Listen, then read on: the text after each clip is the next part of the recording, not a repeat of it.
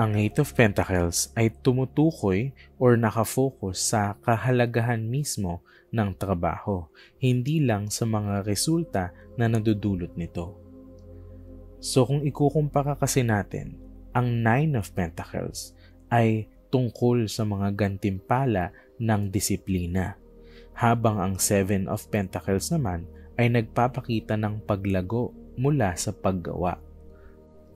Pero ang Eight of Pentacles ay nagsasabi na ang pagtuon sa proseso ng pagpapahusay ng iyong kasanayan ang pinaka-importante. So ang Eight of Pentacles, yung importante mismo is the work that you're doing, not the result and not the long-term discipline. Ang importante is yung mismong trabaho na ginagawa mo. Ano ba ang ginagawa mong work and for what? Hindi sapat na ang goal mo lang ay magtagumpay o umunlad. Ang tunay na kaligayahan ay makakamtan mo or mapapasayo kapag inalagaan mo ang trabaho mo mismo. Kaya naman makikita mo ang apprentice dito sa Rider-Waite, yung pinapakita niyang kwento, yung apprentice na abala sa kanyang ginagawa. So yung craft at work niya mismo, yung nagbibigay sa kanya ng kaligayahan, hindi yung result or yung patutunguhan. Pero ang trabaho ay kailangan din na may connection sa mas malaking perspektibo ng mundo. Kahit gaano ka pa magsikap, kung hindi ito makikinabang sa iba, wala rin itong halaga. So, itong apprentice na ito sa likod ng kanyang workshop ay makikita ang isang lungsod at ang isang lagusan or daanan. So, may road or kalsada na papunta dun sa lungsod na nagre-represent ng connection ng workshop ng apprentice na ito sa buong community. Kumbaga, hindi siya isolated mula sa mundo. Kung ano man yung craft at work na pinaglalaanan niya ng efforts at pansin, ay konektado ito sa pag-usbong at pag-unlad ng buong community, hindi lang para sa kanya. Dito naman sa Star Spinner Tarot, kung ikukumpara natin yung kwento na pinapakita ng baraha, makikita natin na yung mga pentacles ay tila parang mga orasan. So, mismong pinapakita dito na yung time that you dedicate to your work is what's valuable. So, ito yung pinapalago mo mismo, yung dedication at time na binibigay mo sa trabaho mo. Ito yung pentacles mismo na pinapakita ng baraha, hindi yung reward na makukuha mo after. Dito naman sa Marigold Tarot, makikita natin na nakakross yung fingers ng kamay. Parang they're hoping for good fortune. Tapos may mga bulaklak around them. So in a way, wala yung pentacles dito. Pero yun pa rin ang sinasabi niya. Merong hopefulness na inaasahan itong baraha, itong sinasabi ng baraha, pero hindi ito tungkol dun sa reward.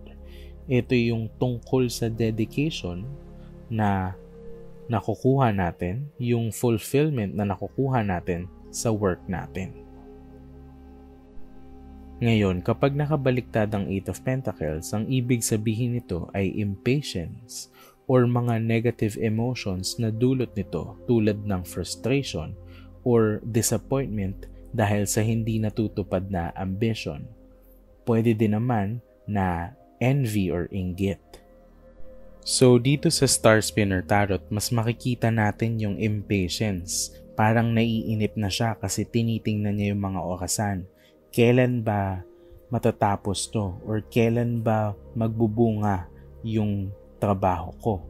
So merong frustration at impatience kasi ang pinapahalagahan niya is yung reward, hindi yung work. Nangyayari ito kapag mas iniisip natin ang tagumpay kesa sa mismong trabaho. Yun nga na kaya lang natin to ginagawa is para dun sa reward na makukuha natin. na hindi talaga natin pinapahalagahan yung trabaho or ini-enjoy yung ginagawa natin.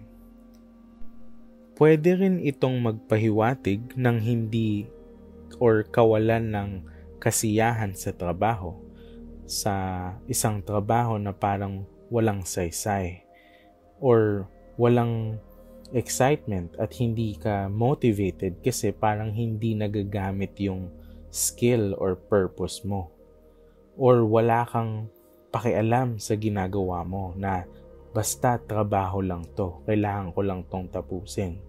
So, ganun yung possible din na sinasabi ng reversed Eight of Pentacles na trapped ka or nakakulong ka sa isang work na pinagtutuunan mo ng pansin, pinaglalaanan mo ng oras, pero na-frustrate ka na, naiinip ka na kasi hindi mo naman talaga pinapahalagahan yung trabaho na hinihintay mo lang yung reward na makukuha mo.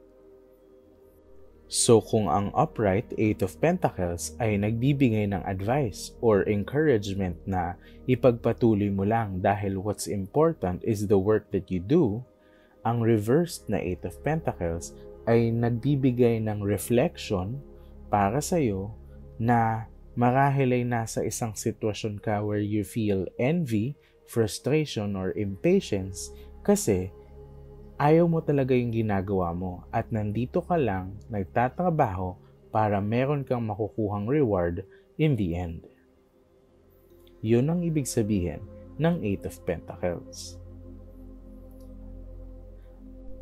Sa susunod ulit, like and subscribe para makita niyo mga videos namin para malaman kung ano ba talaga ang gustong sabihin ng bawat baraha ng mga tarot card.